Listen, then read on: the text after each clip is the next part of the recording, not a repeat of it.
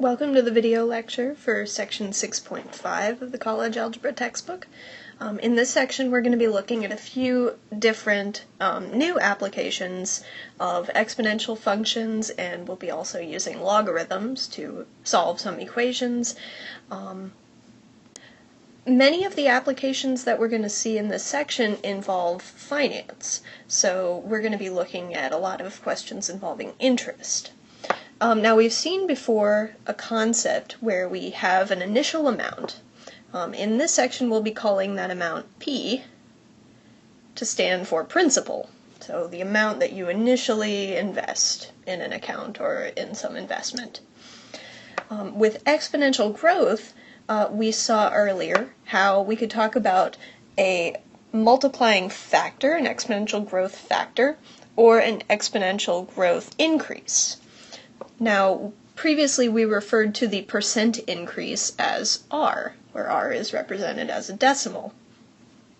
In this whole section, for the most part, we'll be talking about interest rates, which are given as percentages, so we're going to be talking about percent increases. Now, when we set up equations involving percent increases, we might say we want to know the amount after time, where our initial amount gets multiplied by 1 plus the percent increase, representing the growth factor where you have 100% plus whatever percentage more based on your interest rate. Now after 1 year, or one time period, you would have 1 point subdecimal, but we don't care about just one time period. We're going to be looking at this over many time periods. Now, after the first time period, our amount would be expressed as P times this growth factor. If we looked at it after 2 time periods, we would have an additional 1 plus R. We would take whatever we had from the first time period and multiply it by that growth factor again. And that pattern continues. So if we do this for t time periods, our amount, depending on t, can be found as P times 1 plus our growth rate, or percent increase, to the t. Alright, so that is a very simplistic way of talking about how money might grow given a certain interest rate. This is the formula that we use for what we call basic compound interest. So after each, usually year, this is how we could model the amount of money if we invest P dollars, for example. So we introduced this basic formula. But in general, interest isn't calculated once a year for most situations. There are some accounts that work that way, but in general, we compound interest more frequently than that.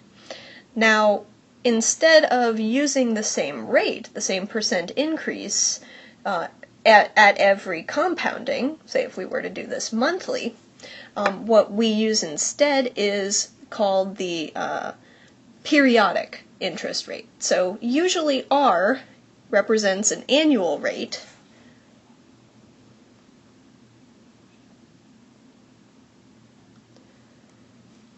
and then if we compound monthly, we want to figure out what the monthly rate would be. So the periodic rate we call the periodic rate, and it's found to be your interest rate divided by the number of times that you compound interest. Now, a lot of times we'll be looking at a monthly compounding, so a lot of times n is 12. And n is always going to be the number of periods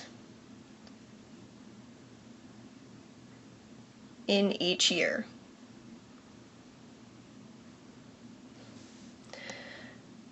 Okay, so we could talk about a lot of different things. We could talk about monthly compounding, semi-annual compounding, quarterly, weekly, daily, we can break years down into many different demarcations. Now, looking back at the basic compound interest formula, n, we called it t before, but in this case n represents the number of years over which this situation takes place. But we're not looking at time periods represented in years anymore. We're going to let n now represent the number of compoundings that occur. So if we look at things as taking place over a 5-year period, and we compound monthly, we're going to have 5 times 12, or 60, different compoundings. So our exponent would actually be 60. So there are two things that govern what that exponent is going to be. We could have a frequency, so if n is the number of compoundings per year, just repeat that, number of periods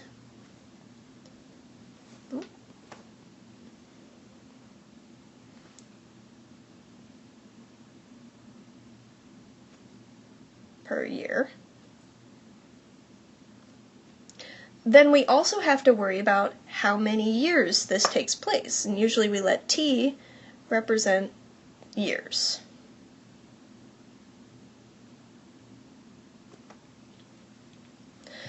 Okay, so our exponent actually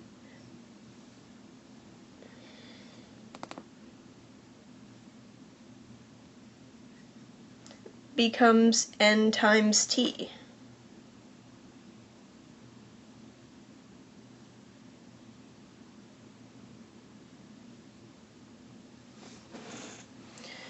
So we can see in the next formula, we're basically taking this simple compound interest and looking at it from a slightly different perspective now, where we compound more frequently than necessarily 1 year. And we have to manipulate the exponent in the same kind of way.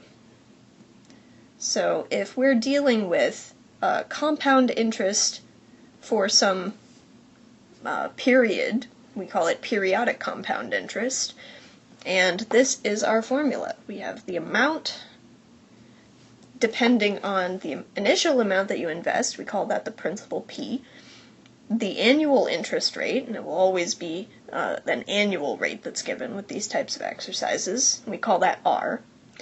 We always want to express that again in decimal form. Then we'll also need to know the number of times per year that the interest is compounded, and it will also vary depending on how many years this occurs. So let's get a little bit of practice using this. That's a lot of information. Let's look at a very simple example where somebody receives an inheritance of $20,000. We'll call her Hannah. She decides to invest that money and not touch it, not use any part of it, for 5 years. That's very important. If you go manipulating how much money is in the account, that can complicate our calculations.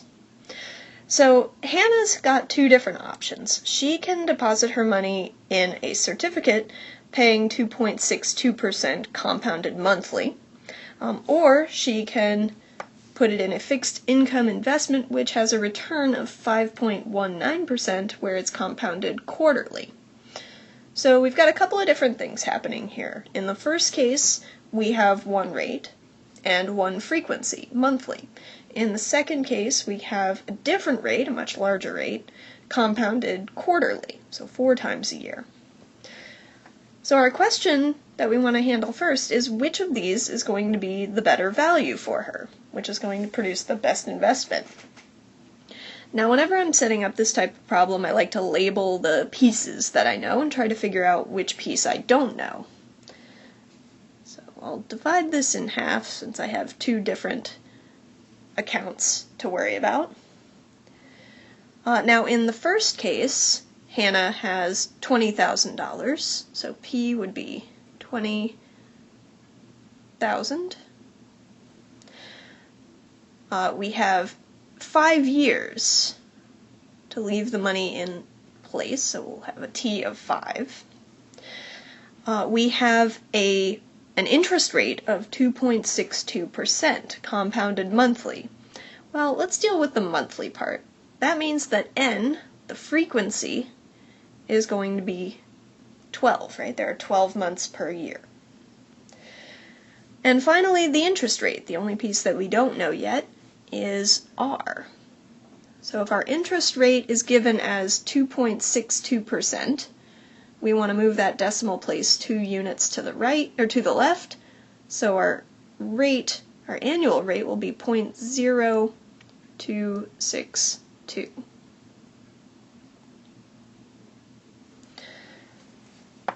Okay, so those are all the pieces that we need, and then we can use our periodic compound interest formula to say the amount that she'll have in this situation is the principal, 20,000,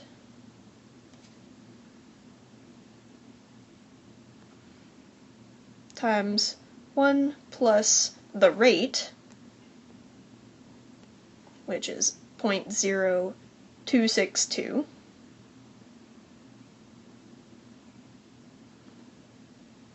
divided by the frequency, 12, and we're going to raise that to the 12 times 5.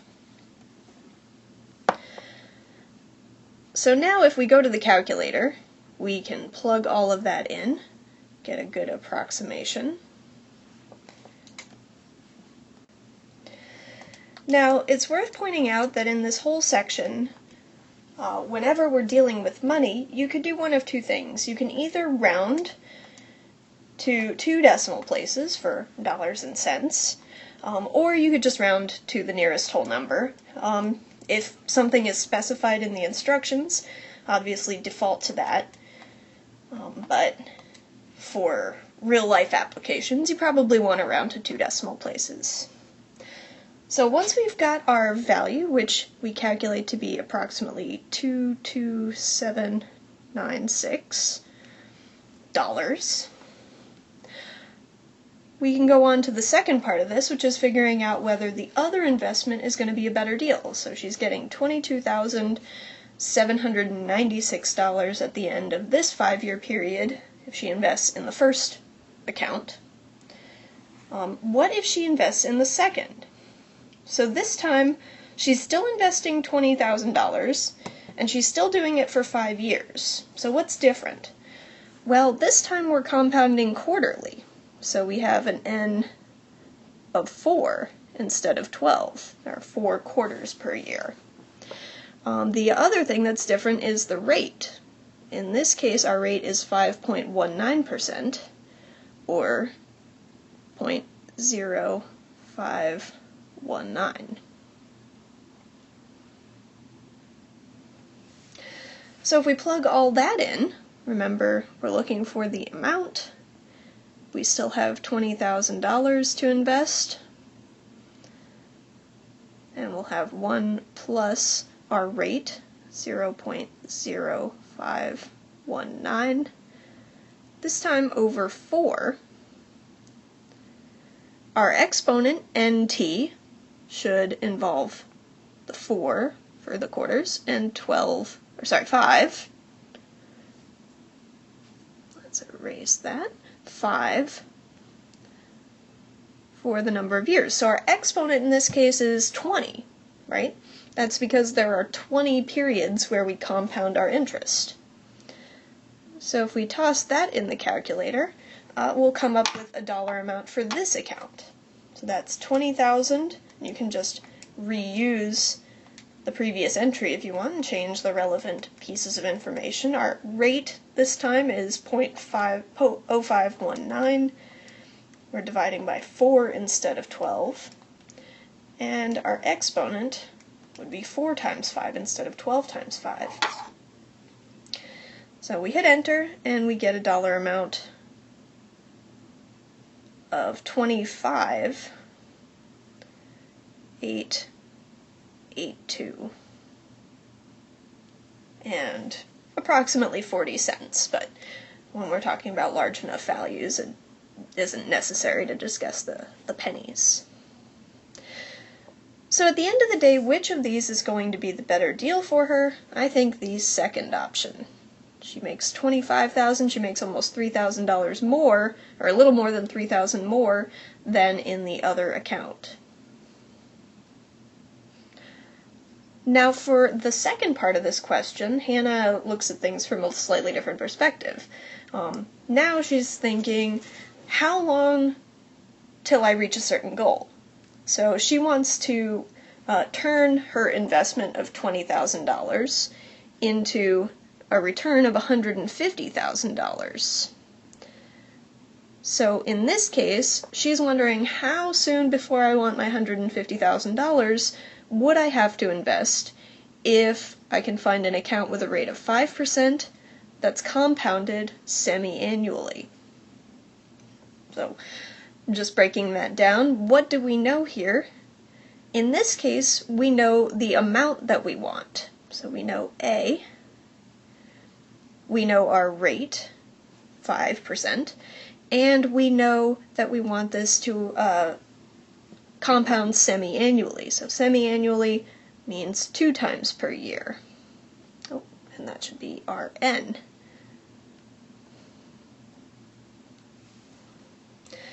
Okay. So the thing that we don't know here is T, right? T is our mystery. We also know the initial amount being invested is unchanged. She still has $20,000, and this is what she wants to do with it. So how is that going to work out for her? So if we have a dollar amount in place, we want to attain. We have 150,000 for A. How long before that is going to happen? So P we know is 20,000.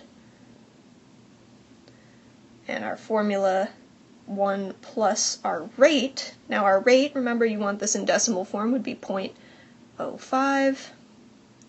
We want to divide that by N, which we said earlier is 2 times a year. And we're going to raise this to the 2 for N. And T. That's the only place that T shows up. Now this is really good for us because this equation only involves T. So how are we going to get at it? Well, this is an exponential equation, so we can apply all the usual strategies for exponential equations. For one thing, we could calculate that stuff in parentheses, maybe simplify our equation a little. 1 plus 0.05 divided by 2 is 1.025.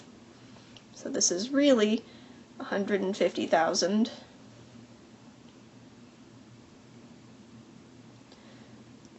equals 20,000 times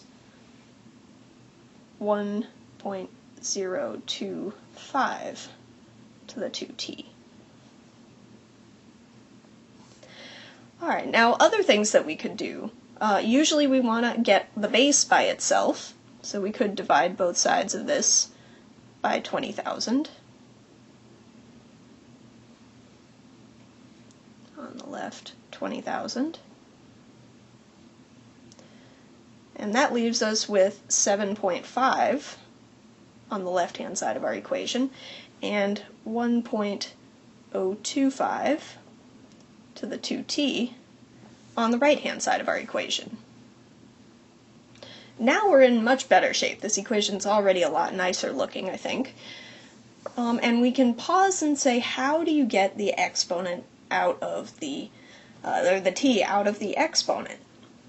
Well, there are a few different ways you could go. My favorite is to ln both sides of your equation. So we want to ln, kind of like if you have a square, you might square root both sides, or if you have a square root, you might square both sides. We're going to ln both sides of our equation. So that leaves us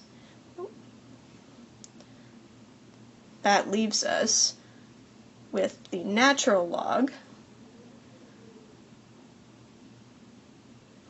pen has stopped working. That leaves us with the natural log of 7.5 on the left, and the natural log of all the rest of this on the other side.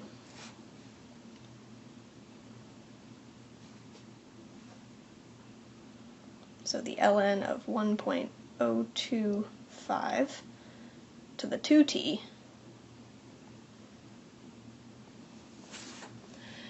And the good thing about that is whenever you have a logarithm with some kind of exponent inside, that exponent can come out front as a coefficient. So the right-hand side of this could be written as 2t times the natural log of 1.025. And for the sake of simplicity, we'll keep the left-hand side the same.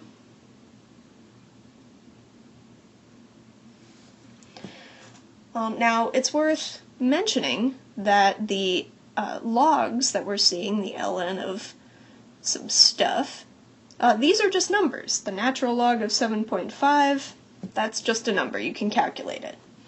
Similarly, the natural log of 1.025. That's, again, just a number. It's a weird number. It might be, a continuing decimal, but you can calculate that.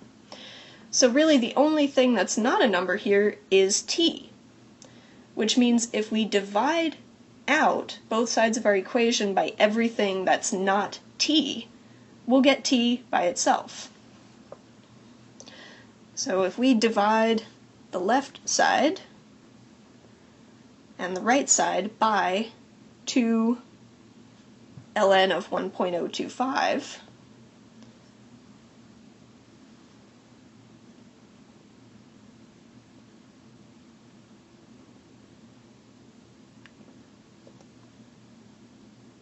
we've got 2 ln 1.025. That will cancel, and that will cancel, and we'll end up with t. So t is exactly the ln 7.5 divided by 2 times the ln, the natural log, of 1.025. Okay, so let's throw that in the calculator and get a good approximation. For one thing, since we're talking about the amount of time it's going to take her investment to go from $20,000 to $150,000, we can make an educated guess that this number should be positive. Similarly, in the previous exercises, we saw it took about 5 years for it to go from $20,000 up to $22,000 or $25,000. So it's probably going to be more than 5 years, right? It's going to take a while. So if we put this in the calculator, the natural log of 7.5, and make sure you close that, divide that by 2 times the natural log of 1.025, and make sure your whole denominator is in parentheses so you don't just divide by 2 by accident. And we come up with a good approximation of 40.8 years. So we can round that up and call it 41 years. Now, with these types of applications, chances are you've seen some sort of investment in your life, whether your parents have a mortgage or you have a car loan, anything like that. So we have sort of a built-in life experience to tell if our numbers make sense. So an interest rate of 5%, compounded semi-annually, that stuff you might not have perfect intuition about, but taking $20,000 and turning it into $150,000 in an investment account, that's going to take a while. So something like 40 years, or 41 years, has the air of reasonability to it. Now in the previous exercise,